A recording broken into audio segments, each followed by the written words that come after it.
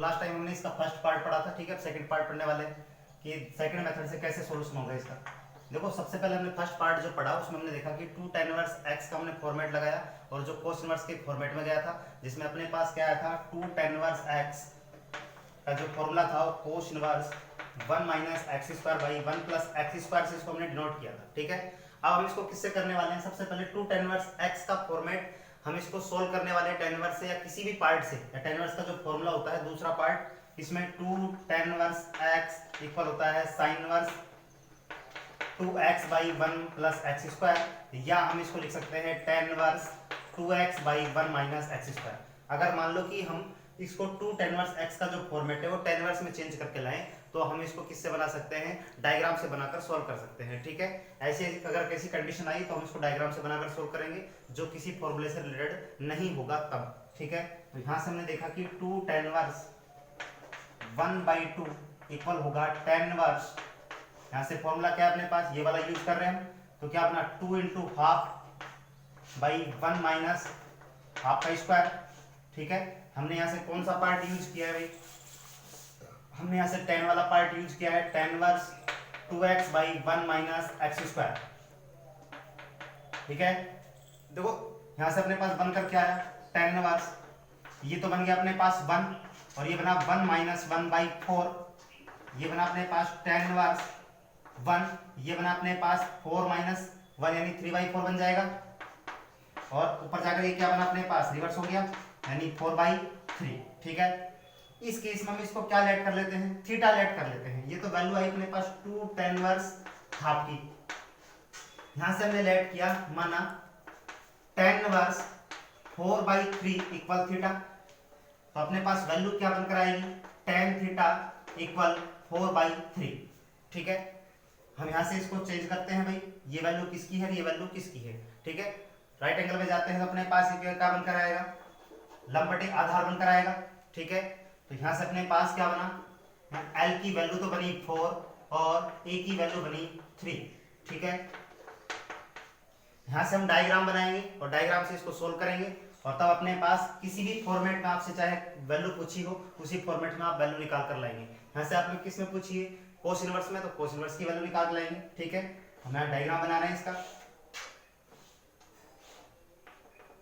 ये थीटा हुआ आपका, ये 90 डिग्री, देखो इसका परपेंडिकुलर हुआ 4 और बेस हुआ 3, तो पाइथागोरस थ्योरम से ये कितना हो गया 5, ठीक है। यहां से अपने पास किस में वैल्यू निकाल के लाएं, कोस थीटा में वैल्यू निकाल के ला रहे हैं, ठीक है। ये क्या होता है अपने पास आधार बटे करंट, और आधार कितना है 3 और करंट कितना है 5, ठीक है। तो यहां से अपने पास थीटा की वैल्यू निकालें तो थीटा इक्वल हुआ कोस इनवर्स 3/5, क्लियर है तक। देखो थीटा क्या था अपने पास, थीटा था tan इनवर्स 4/3 और ये tan इनवर्स 4/3 क्या था 2 tan इनवर्स हाफ था, ठीक है। तो हम इसको लिख सकते हैं, अतः 2 tan inverse half equal tan inverse 4/3 equal cos inverse 3/5, ठीक है। तो इसका मतलब हमारे पास जो रिजल्ट आया वो क्या है, कोस इनवर्स 3/5 इसका रिजल्ट होगा, फर्स्ट ऑप्शन आपका पास इसका आंसर होगा, क्लियर। हमने इसको पहले मेथड से किया तो उसमें हमने क्या किया, डायरेक्टली फॉर्मूला लगाया जो अपने पास कोस इनवर्स का होता है, यानी 2 tan inverse x equal cos inverse 1 minus x square by 1 plus x square वाला फॉर्मेट लगाया ताकि हमारे पास डायरेक्टली रिजल्ट आया था, ठीक है। लेकिन यहाँ पर अपने पास कभी कभी ऐसी कंडीशन बनेगी जो डायरेक्टली आपको रिजल्ट नहीं मिल पाएगा, तो उसके लिए हमें क्या करना है, इसको इस तरीके से सोल्व करने के बाद आपको यहाँ तक tan इनवर्स x यानी उसके स्टैंडर्ड फॉर्म में ले जाना है, sin inverse x, cos inverse x, tan inverse x, cot inverse x, sec inverse और cosec इनवर्स x में ले जाकर उसको क्या करना है, उसको लेट कर लेना थीटा, डायग्राम बनाकर किसी की भी वैल्यू को आप फाइंड आउट कर सकते हो, क्लियर। देखो थर्ड क्वेश्चन अपने पास दे रखा है, यदि tan इनवर्स 3/4 इक्वल थीटा तो sin थीटा की वैल्यू, अभी आपको बोला गया लास्ट क्वेश्चन में कि अगर ऐसी कंडीशन आती है तो आपको क्या करना है, देखो tan के फॉर्मेट को ले जाएं, tan इनवर्स x दे रखा है ऑलरेडी, ठीक है। तो स्टैंडर्ड फॉर्म में होने के कारण इसको हमें किसी फॉर्मेट में ले जाने की जरूरत नहीं है। अब इस केस में हम क्या करेंगे, वैल्यू आपसे साइन की पूछिए तो ट्रिग्नोमेट्री फंक्शन का कोई भी पार्ट आपसे पूछा जा सकता है। इस केस में हमें क्या करना है, सबसे पहले इसको डायग्राम पे लिखे रहना है, ठीक है। डायग्राम में जैसे हम पूछेंगे उससे हमारे पास परपेंडिकुलर बेस और उसका हाइपोटेनस यानी लंब कर्ण और आधार आ जाएगा, और उस केस में हमें क्या करना है, ट्रिग्नोमेट्री फंक्शन का कोई भी पार्ट हम बना सकते हैं, क्लियर।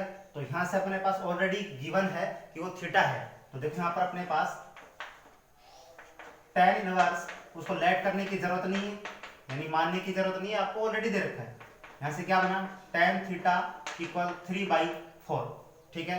अब इसको अपने पास क्या लिख सकते हैं, इसको देखो ये क्या होता है, लंब बटे आधार होता है, यानी यहाँ पर अपने पास बना लंब तो बना 3 और आधार बना अपने पास 4, ठीक है। अब हमारे पास डायग्राम के अलावा कोई ऑप्शन नहीं है, इसलिए हम क्या करेंगे, डायग्राम बनाएंगे और डायग्राम से इसको क्या करेंगे, सोल्व करेंगे। जैसे हमने लास्ट क्वेश्चन में भी क्या निकाला था, कोस थीटा निकाला, उसी प्रकार से हमें क्या निकालना है, साइन थीटा निकालना है, ठीक है। तो ये अपने पास थीटा हो गया, ये हाइट इसका क्या हो गया, राइट एंगल। तो यहाँ से अपने पास देखो लंब कितना है 3 और आधार कितना है 4, डेफिनेटली ये 5। ऐसी वैल्यू अभी बनी थी अपने पास, ठीक है। तो वैल्यू किसकी निकालनी है हमें, साइन थीटा की, और साइन थीटा अपने पास क्या होता है, लंब बटे कर्ण, ठीक है। इसको हम कैसे निकाल रहे हैं, पाइथागोरस थ्योरम से निकाल रहे हैं, ठीक है, वो आप अच्छे से जानते हैं। तो अपने पास लंब कितना है 3, कर्ण कितना है 5, ठीक है। तो यहाँ से अपने पास जो साइन थीटा की वैल्यू आई वो कितनी आई, 3/5। ऑप्शन हम चेक करेंगे तो अपने पास क्या बना, 3/5। सेकंड ऑप्शन आपकी इसका क्या हो जाएगा, राइट आंसर हो जाएगा। क्लियर। इसी प्रकार से हम जो अदर ट्रिग्नोमेट्री फंक्शन है वो भी आसानी से निकाल सकते हैं। क्लियर। देखो नेक्स्ट क्वेश्चन के लिए चलते हैं, ठीक है। अपना फोर्थ क्वेश्चन क्या है, कुछ क्वेश्चन आपको फॉर्मूले के अकॉर्डिंग नहीं मिलेंगे, कुछ क्वेश्चन जो आपको ग्राफिकल मिलेंगे, ठीक है। तो हमें ग्राफ से मालूम करना है कि किस तरीके से क्वेश्चन बन सकते हैं। वो ऑब्जेक्टिव क्वेश्चन होंगे आपके पास।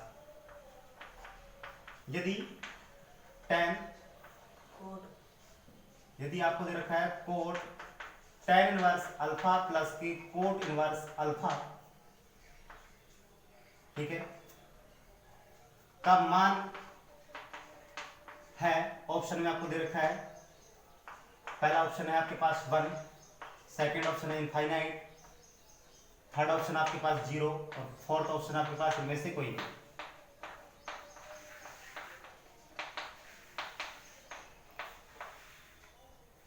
ठीक है। तो यहां से अपने पास क्वेश्चन में कोड दे रखा है तो 10 भी दिया होगा, ठीक है। ऐसी कंडीशन भी आपके पास बन सकती है, लेकिन आपको इसको किस तरीके से सोल्व करना है, देखो सबसे पहले अपने पास यहाँ पर कुछ फॉर्मूले बन रहे हैं। हमने ऐसा पढ़ रखा है पार्ट की, चूंकि tan inverse x plus cot inverse x equal π/2 होता है, ठीक है। तो इस केस में अपने पास यहां से जो वैल्यू बनेगी वो क्या बनकर आएगी, तब cot tan inverse alpha plus के cot inverse alpha equal cot π/2 बनकर आएगा कि नहीं, ठीक है। यहां से वैल्यू बन गई आपके पास। अब इस कंडीशन में आप इसको साइन कोस में चेंज कर दो, क्योंकि आप उसकी वैल्यू इजीली जानते हो, ठीक है। तो उसकी वैल्यू अपने पास यहाँ पर क्या बन जाएगी, देखो इसको मैं साइन कोस में चेंज करूं तो कोस π/2 बाई साइन π/2। क्लियर। और कोस π/2 की वैल्यू क्या होती है, आप टेबल में जानते हो क्या होती है, 0, और साइन π/2 की वैल्यू क्या होती है 1। तो डेफिनेटली वैल्यू क्या है आपके पास, 0 आ गई। अगर इसको ग्राफिकल देखें हम तो देखो ग्राफ में कैसे बनकर आता है, तो कोट का जो ग्राफ होता है, कोट एक्स का ग्राफ रफली बना रहे हैं, ठीक है।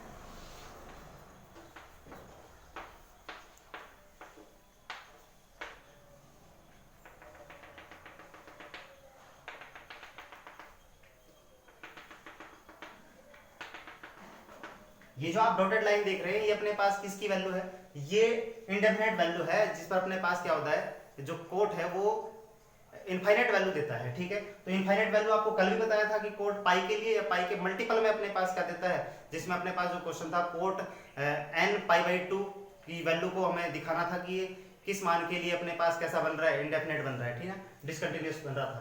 तो लास्ट में हमने ऐसा पढ़ा था 6 चैप्टर में। क्लियर। तो यहां से अपने पास ये बना पाई, ये बना 2 पाई माइनस के पाई और माइनस के 2 पाई, ठीक है। तो इसका ग्राफ यहां से चलेगा, ये इसका है माइनस के π/2, ये इसका है माइनस के 3 π/2, ये इसका बना π/2, ये 3 π/2, ठीक है। तो इस केस में हम चेक करें तो वैल्यू अपने पास क्या बन रही है, कोट π/2, और कोट π/2 को देखिए अपने पास कहां पर बन रहा है, यहां पर निकल के आ रहा है, ठीक है। ये कोट π/2 की वैल्यू है। देखो फंक्शन अपने पास क्या है, यहाँ पर फंक्शन, इसको मैं थोड़ी देर के लिए लेट करूं पूरे को y, ठीक है। तो ये अपने पास क्या बना, एज इट इज ऐसा बन रहा है, ये y इक्वल कोट एक्स, ठीक है। वी आर यानी जहां अपने पास क्या है, x की वैल्यू है π/2, ठीक, तब अपने पास क्या बना, y इक्वल कोट π/2। क्लियर, जब कोट π/2 है उस केस में अपने पास x की वैल्यू π/2 है, तो y की वैल्यू क्या होगी, y की वैल्यू ये अपने पास x अक्ष पर जा रहा है, तो x अक्ष पर है तो इसका मतलब यहाँ पर y की वैल्यू क्या है, डेफिनेटली 0 होगी। तो हम कह सकते हैं यहाँ पर y की वैल्यू क्या हुई, 0, और वही वैल्यू हमें यहाँ पर डिफाइन करनी थी, ठीक है। ये भी अपने पास क्या था, cot tan inverse alpha plus के कोट इनवर्स अल्फा, और ये अपने पास वैल्यू क्या आई, 0। क्लियर, हम इस तरीके से कर सकते हैं इसको, ग्राफिकल देखें तो ग्राफिकल में हम जा सकते हैं, ठीक है। तो दोनों तरीके से हम देखें, जो वैल्यू आ रही है अपने पास क्या है, 0 होगी, तो इसका ऑप्शन ऑफ नंबर अपने पास सी इसका आंसर होगा। क्लियर, देखो नेक्स्ट क्वेश्चन में आपको दे रखा है व्यापक मान ज्ञात करना है। उससे पहले हम थोड़ा सा व्यापक मान के लिए चर्चा कर लेते हैं, ठीक है। तो व्यापक मान हमने 11th क्लास में पढ़ा था, व्यापक मान होता क्या है, यानी ऐसा मान जो उस क्षेत्र की सभी वैल्यूओं को एक्सेप्ट करता है, वो उसका क्या होता है, व्यापक मान होता है। ये ट्रिग्नोमेट्रिक फंक्शन में अपने पास जो व्यापक मान चलते हैं वो कैसे कैसे चलेंगे भी, अगर हम फर्स्ट पार्ट पढ़ें तो sin x, या हम बात करें किसकी, cosec x की, दोनों के लिए जो अपने पास व्यापक मान है वो सेम होता है। इसी प्रकार से cosec और sec x में होता है, tan x और cot x में होता है, ठीक है।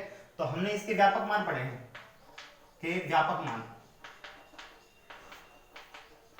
हमने इसको बोलते हैं जनरल वैल्यू। यदि अपने पास ऐसा हो कि sin x equal sin y, तब हमने इसके लिए कुछ कंडीशंस पढ़ी है, ठीक है। यानी x के ऐसे बहुत सारे मान होंगे या y के ऐसे बहुत सारे मान होंगे जिनके लिए अपने पास ये फंक्शन क्या होगा, रोटेशन में आएगा, ठीक है। तो ऐसे अपने पास जो बहुत सारे मान होते हैं वो किसकी श्रेणी में आते हैं, व्यापक मान की श्रेणी में आते हैं। तो इस केस में हम क्या करेंगे, यहाँ से अपने पास जो x की वैल्यू है व्यापक मान, वो क्या बनकर आता है, इसका n पाई माइनस 1 की पावर n y बनकर आता है, ठीक है। यहाँ से अपने पास जो y है वो बिलोंग्स टू z होता है, ठीक है, या i बोलते हैं उसको, यानी y बिलोंग्स टू z या x y जो भी अपने पास चलकर आता है, ठीक है, इंटीजर्स फंक्शन होता है। तो इसी प्रकार से अपने पास जो दूसरा पार्ट है वो cos के लिए, यानी cos x या हम बोले sec x के व्यापक मान, ठीक है। उसमें भी ऐसा ही होता है अपने पास, यदि व्यापक मान है, ठीक है, यदि cos x equal cos y, अगर अपने पास यहाँ पर क्या होता sec x equal sec y, तो वो भी सेम प्रोसेस में बन के आता। देखो कैसे बन के आता, यदि ऐसा होता sec x equal sec y, इसको चेंज करके हम क्या लिख सकते हैं, 1/cos x और 1/cos y, ठीक है। रिवर्स मल्टीप्लाई करें तो cos x इक्वल क्या बनकर आएगा, cos y, यानी सेम प्रोसेस बनकर आया कि नहीं वापस, ठीक है। इसलिए इसकी जनरल जो वैल्यू होती है वो सिमिलर होती है। क्लियर, तो यहां से हम क्या करेंगे, इसका जो वैल्यू होता है अपने पास क्या होता है, implies x equal to n pi plus minus y होता है, और same y belongs to z होगा। क्लियर, इंटीजर्स फंक्शन होता है, यानी इसका ये व्यापक मान है। इसी प्रकार से थर्ड पार्ट जो अपने पास बना वो बनेगा tan x या हम बोले cot x के व्यापक मान, ठीक है। ये हमने 11th क्लास में बहुत डीपली पढ़ चुके हैं, इनके बारे में हम पढ़ चुके हैं कि n की किस वैल्यू के लिए अपने पास ये डिफाइन होता है, सॉरी n की वैल्यू के लिए डिफाइन होता है, ठीक है। तो यहाँ से अपने पास हम बहुत सारी वैल्यू को पढ़ चुके हैं 11th क्लास में। तो यहाँ से अपने पास यदि ऐसा हुआ कि tan x equal tan y, तब अपने पास इसका जो व्यापक मान है वो n पाई प्लस y होता है, और n बिलोंग्स टू होता है z, ठीक है। यानी n के किस किस मान के लिए अपने पास ये वैल्यू, आपको बहुत सारे वैल्यू देके जाएगा जो उसके व्यापक मान की श्रेणी में आता है। क्लियर, तो इसके ये अपने पास पार्ट क्या हुए, व्यापक मान हुए, और यहाँ पे व्यापक मान से अपने पास जो नेक्स्ट क्वेश्चन दे रखा है उसको हम सोल्व करने वाले हैं। क्लियर, देखो यहाँ से अपने पास जो 5 क्वेश्चन दे रखा है, 5 नंबर क्वेश्चन, उसमें आपको क्या पूछा है, व्यापक मान पूछा है। व्यापक की कंडीशन में पढ़ ली, ठीक है। अब व्यापक मान को हम आगे बढ़ाते हैं। इसके लिए क्या अपने पास साइन वाला पार्ट दे रखा है, और साइन का जो व्यापक मान है वो डायरेक्टली अपने पास क्या होता है, n पाई प्लस माइनस 1 की पावर n और y होता है। तो देखो यहाँ से कंडीशन में आपको दिख ही रहा होगा ये वाला पार्ट, लेकिन अभी इसको हमें डिफाइन करना है कि ये ऐसा है या नहीं, ठीक है। तो यहाँ से हम इस पार्ट को उठाते हैं। देखो sine inverse half equal x दे रखा है आपको, तो यहाँ से अपने पास वैल्यू क्या बनकर आएगी, साइन x इक्वल 1/2, ठीक है। तो सबसे पहले इसको क्या बनाएंगे, sine x equal sine y बना कर लाएंगे, तब इसका व्यापक मान निकालेंगे। दो प्रकार के मान पढ़े थे हमने, एक तो व्यापक मान पढ़ा था, एक मुख्य मान, यानी प्रिंसिपल वैल्यू और जनरल वैल्यू। प्रिंसिपल वैल्यू में वो होता है जिसमें अपने पास वो मिनिमम क्वाड्रेंट की वैल्यू को एक्सेप्ट करता है, ठीक है।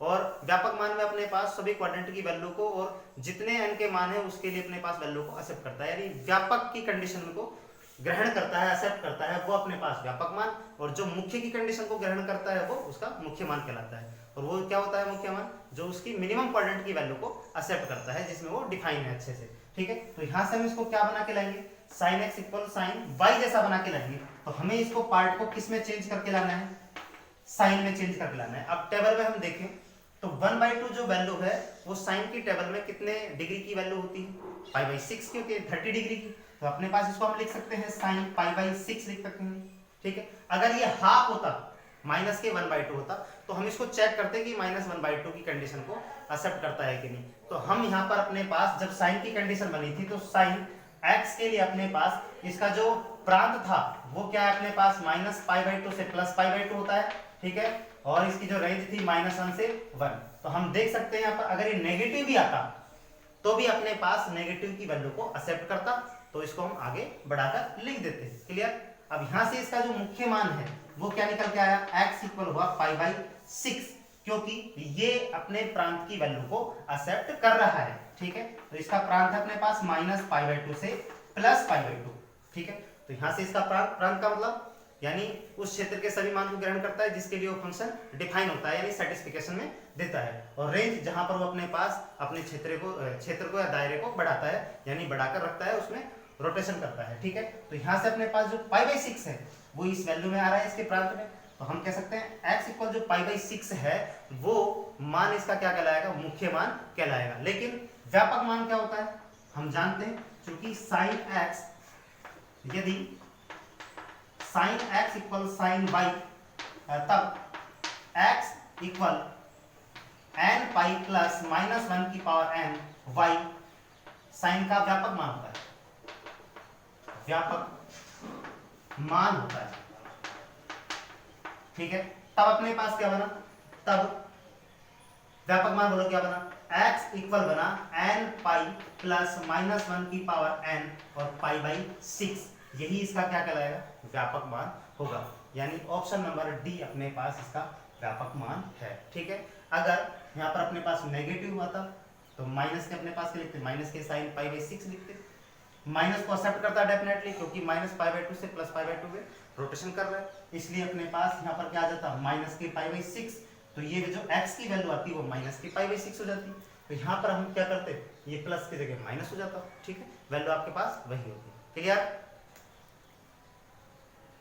देखो नेक्स्ट क्वेश्चन देखते हैं, 6 क्वेश्चन है।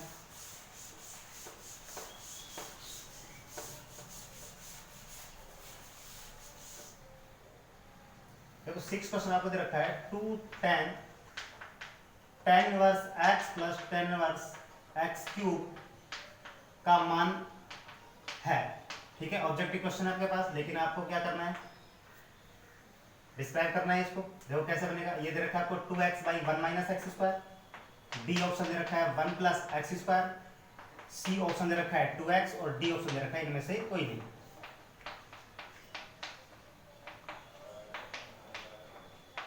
ठीक है। तो यहां से हमें चेक करके लेना है कौन सा ऑप्शन करेक्ट है। देखो यहां से कंडीशन को उठाते हैं पहले, ठीक है, फिर इसको लेके चलते हैं कि अपने पास वैल्यू क्या बनकर आती है। 2 tan इनवर्स x प्लस के tan इनवर्स x क्यूब, ये आपके पास वैल्यू दे रखी है। देखो अगर हम यहां से जाएं तो 2 tan x का फॉर्मेट बन रहा है, लेकिन अपने पास ऐसा कोई फॉर्मूला नहीं है। तो अंदर एंटर करेंगे हम, अंदर एंटर किया, हमने क्या अपने पास पाया, tan inverse x plus tan inverse y जैसा फॉर्मेट पा रहे हैं। तो इसको हम क्लोज कर सकते हैं। आपने यहां देखा होगा कि कोई भी ट्रिग्नोमेट्री फंक्शन या इनवर्स फंक्शन ऑप्शन में नहीं है। इस केस में अपने पास हमें मालूम है कि ट्रिग्नोमेट्री और इनवर्स फंक्शन दोनों ही आउट हो जाएंगे, ठीक है, कैंसिलेशन में आ जाएंगे। तो अपने पास सिर्फ ओनली क्या आएगी, अलजेब्रिक वैल्यू आएगी। इसका मतलब यहाँ पर कहीं ना कहीं ऐसा फॉर्मेट बनेगा जो उसको क्या करेगा, कैंसिलेशन में ले जाएगा। तो अपने पास सबसे पहले हमने देखा कि 2 tan, इसको टोटल क्या मान लें, x सेलेक्ट करें तो ये 2 tan x बना, जबकि ऐसा कोई हमारे पास फॉर्मूला नहीं है। तो हमने अंदर एंटर किया तो हमने देखा कि tan inverse x plus tan inverse y जैसा फॉर्मेट दिख रहा है। तो इसको हम क्लोज कर सकते हैं कि नहीं, ठीक है, तो इसको हम क्लोज करके लाएंगे tan inverse x plus tan inverse y से। तो देखो इसका फॉर्मूला पुट कर देते हैं, 2 tan inverse x plus tan inverse y का जो फॉर्मूला होता है वो क्या होता है, x plus y by 1 minus X Y. ठीक है, तो यहां से अपने पास क्या बना, देखो हमने ये वाला फॉर्मूला यूज किया है, tan inverse x plus tan inverse y equal tan inverse x plus y by 1 minus X Y. ठीक है, ये अपने पास फॉर्मूला यूज किया हमने। देखो इसको सोल्व कर लेते हैं, 2 tan इनवर्स, ये बना x कॉमन लिया अगर यहाँ पर तो ये बनेगा 1 प्लस एक्स स्क्वायर और यहां से बना 1 माइनस एक्स की पावर 4। ठीक है, इसको और सोल्व कर लेते हैं, 2 tan inverse x 1 plus x square by 1 minus x square और 1 प्लस एक्स स्क्वायर लिख सकते हैं इसको। ठीक है, यानी ए स्क्वायर माइनस बी स्क्वायर का फॉर्मूला पुट हो रहा है, क्लियर, नोटिस में आप डाल सकते हैं इसको, a square minus b square equal a plus b और a माइनस बी। ठीक है, तो यहां से हमने देखा कि एक पार्ट आसानी से कैंसिल हो रहा है, क्लियर, तो ये क्या बनकर है अपने पास 2 tan इनवर्स और बना x by 1 plus x square. ठीक है, और इसको भी हम कैंसिल कर सकते हैं, tan से tan कैंसिल हो जाएगा तो क्या बचेगा 2 और x बाई 1 प्लस के एक्स स्क्वायर। हमने कौन सा पार्ट यूज किया है कि tan inverse x equal x होता है, तो यहां से हम देख सकते हैं ऑप्शन अपने पास कौन सा है। देखो यहां से अपने पास प्लस का आ रहा है, इसलिए ऑप्शन में क्या है, मिस्टेक है, इसको क्या कर लेना, प्लस का कर लेना। ठीक है, बुक में मिसप्रिंट दिया हुआ है, क्लियर, तो यहां से अपने पास सॉरी हमने ये काट दिया, कैंसिल, प्लस का कैंसिल हो गया इसलिए माइनस ही है, पुरानी बुक में था 2016 से, अब चेंज कर दिया गया उसको। ठीक है, तो यहां से अपने पास क्या है, ये माइनस वाला पार्ट बच गया है। 2016 की बुक में अपने पास नेगेटिव साइन दे रखा है, नहीं ऑप्शन में गलत दे रखा था, क्लियर। देखो नेक्स्ट क्वेश्चन देखते हैं। ठीक है,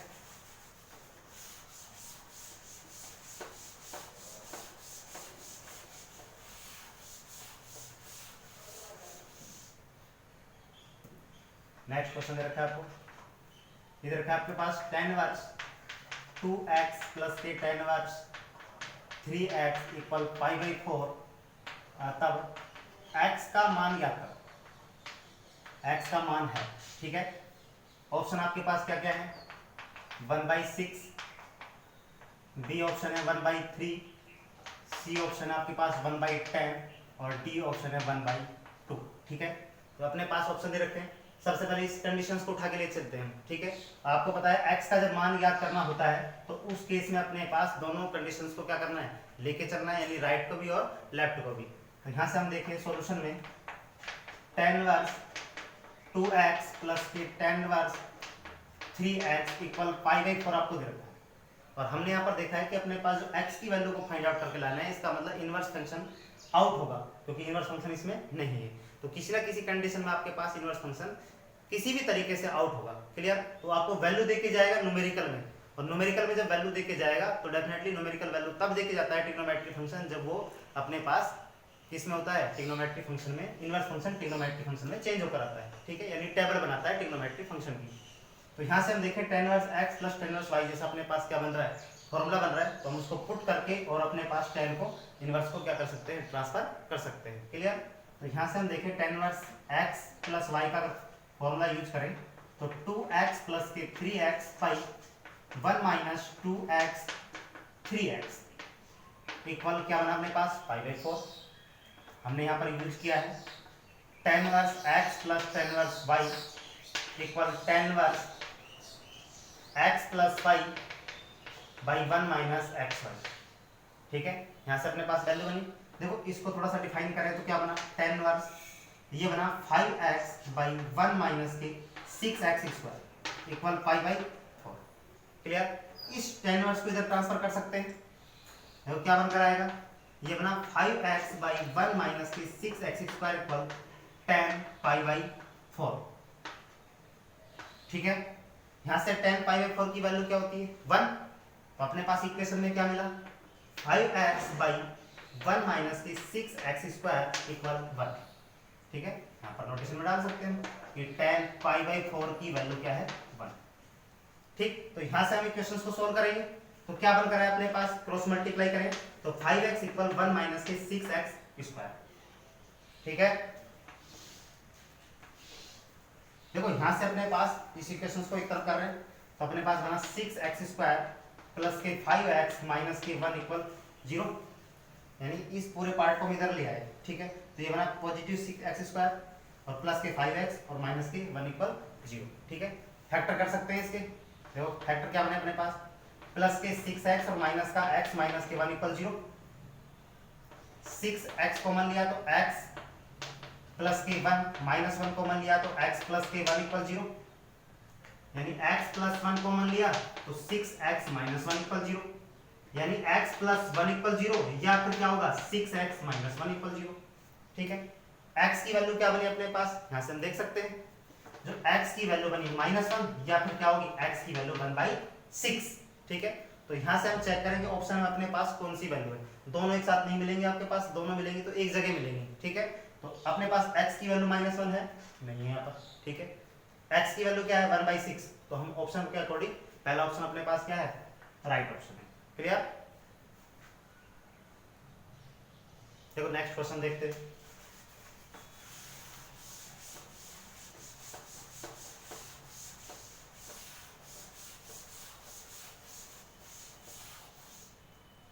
देखो आपको नेक्स्ट क्वेश्चन दे रखा है sin इनवर्स √3/2 प्लस के 2 cos इनवर्स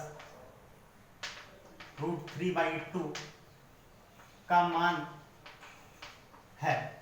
ठीक है, ऑप्शन ए आपको दे रखा है π/2, बी ऑप्शन है π/3, सी ऑप्शन है 2π/3 और डी ऑप्शन है आपके पास पाई।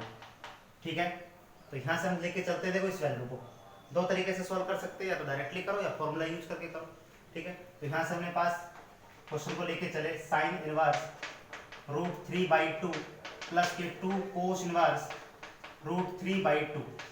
ठीक है, एक तो अपने पास डायरेक्टली हम कह सकते हैं कि अगर साइन की जो वैल्यू है टेबल में √3/2 किस एंगल पर होती है, वो होती है अपने पास π/3 पर, यानी 60 डिग्री पर, और इसकी वैल्यू होती है अपने पास π/6 पर। क्लियर, तो यहां से हम लेके चल सकते हैं इसको। दूसरे तरीके से अपने पास sin inverse x plus sin inverse x cos inverse x बना सकते हैं, यानी sin inverse x plus cos inverse x बना सकते हैं, जो डायरेक्टली आपको क्या देगा, π/2 एंगल देगा। यहां से अपने पास एक पार्ट को हम डिनोट कर लेंगे। ठीक है, दो तरीके से कर सकते हैं, हम डायरेक्टली करें तो अपने पास इसकी वैल्यू को हम क्या लिख सकते हैं, देखो इसको हम लिख सकते हैं sin इनवर्स, और साइन में इसकी वैल्यू कितनी होती है π/3 होती है कि नहीं, और यहां से अपने पास क्या बना 2 cos इनवर्स, और ये भी cos की वैल्यू अपने पास किस फॉर्मेट में कितनी होती है पाई, देखो ये √3/2 है, किसकी वैल्यू होती है 30 डिग्री की, और ये अपने पास कितना बना π/6 लिख सकते हैं। हमने यहां से देखा कि sin π/3 इक्वल √3/2 और cos π/6 इक्वल √3/2। ठीक है, तो यहां से हम इसकी वैल्यू को डिफाइन कर सकते हैं। तो ये अपने पास क्या बनकर आया, ये बना π/3 प्लस के 2 इंटू π/6। यहां से अपने पास साइन इनवर्स से साइन कैंसिल हो गया है और कोस इनवर्स से कोस कैंसिल हो गया है, तो यहां से लिख सकते हैं हम sine inverse sine theta equal theta और cos inverse cos theta equal theta. ठीक है, तो यहां से अपने पास वैल्यू क्या बनकर आई, ये π/3 प्लस के π/3 बन जाएगा, तो उसे 6 कैंसिल हो जाएगा 3 टाइम्स, तो कितना बना π/3 प्लस π/3 यानी 2π/3। यही अपने पास आंसर इसका कौन सा है, सी ऑप्शन राइट ऑप्शन है। ठीक है, क्लियर।